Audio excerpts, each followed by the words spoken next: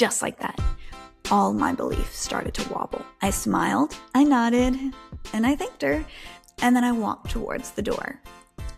I'd only taken a handful of steps when God's voice rose inside me, clearer and steadier than anything I'd ever felt or heard before. When will you stop trusting man over me? I'm going to say it again. When will you stop trusting man over me? Mic drop, right?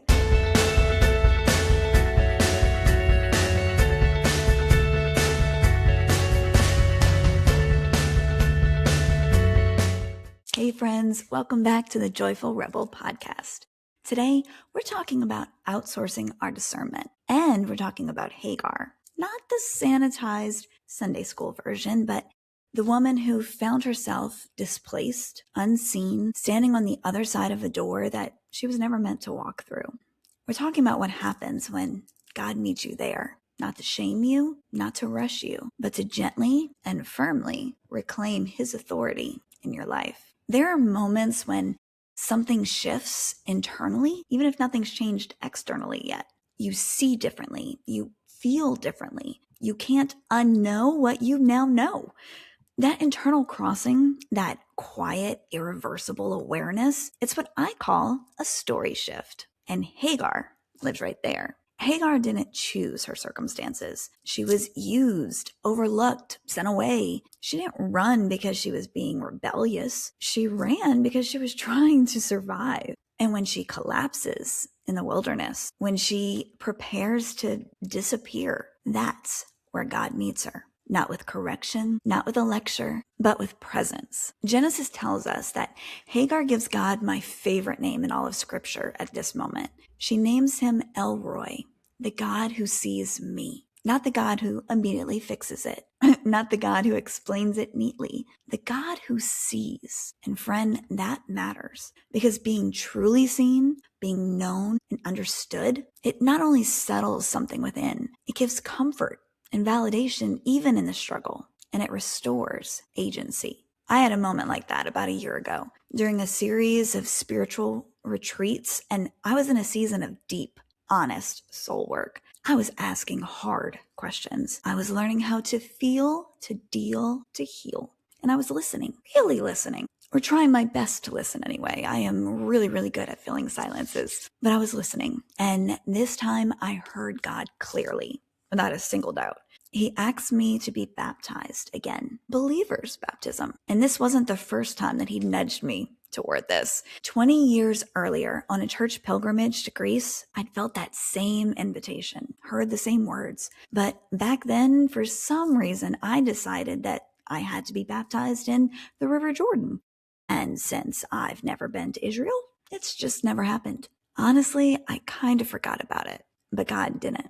So in this season of restoration, reclamation, and redemption, I felt his presence in ways that I never had before. I knew his voice, and with this nudge, I knew exactly what he was asking. It wasn't a fleeting thought or an emotional impulse. It was a steady, familiar nudge that I'd felt once before, an invitation that had been waiting patiently for me to say yes. So I shared this nudge, this knowing, with a mentor, someone that I respect deeply, and I expected excitement, curiosity, support.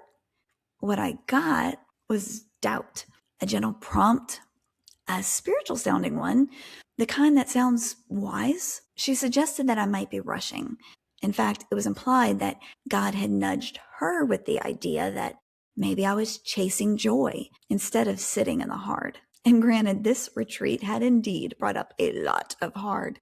But even though I knew that that wasn't the case, that if anything, I was chasing obedience, not joy, and even though I had, without a doubt, felt that nudge, just like that, all my beliefs started to wobble. I smiled, I nodded, and I thanked her, and then I walked towards the door. I'd only taken a handful of steps when God's voice rose inside me, clearer and steadier than anything I'd ever felt or heard before. When will you stop trusting man over me? That's what I heard. I'm going to say it again because I've been hearing it for the last year. When will you stop trusting man over me? Mic drop, right? It wasn't angry, condemning. It was just unmistakable. And in that moment, I realized something painful and freeing all at once. For years, I had been outsourcing my discernment, and I've been calling it humility. And that's what Hagar faces too, though it's really easy to miss with everything else that's happening in her story. Multiple authorities have spoken over her life. Cultural power, household power, human voices telling her who she is and what she's allowed to want. Until God meets her personally, her circumstances don't instantly change after that, but her orientation does. She realizes, I'm not invisible, I'm not forgotten, I'm not wrong for wanting relief. In the Restory arc that I teach, the story shift comes before the solution. For Hagar, the door closed on the lie, I'm alone. And even though her circumstances remain complicated after that, she's no longer confused about who she belongs to.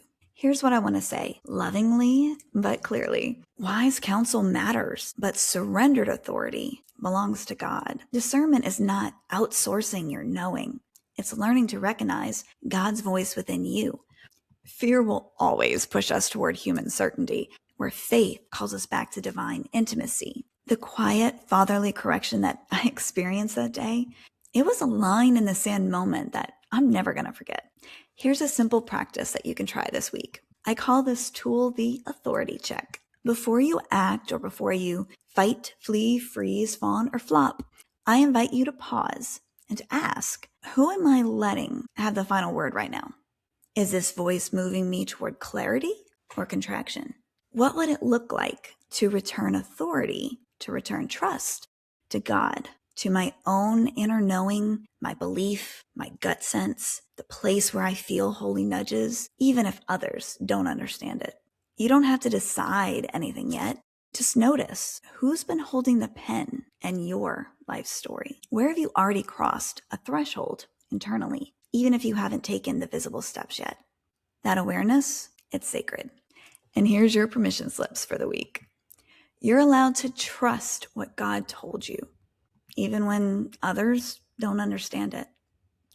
You're allowed to stop disappearing in the presence of authority. You are seen.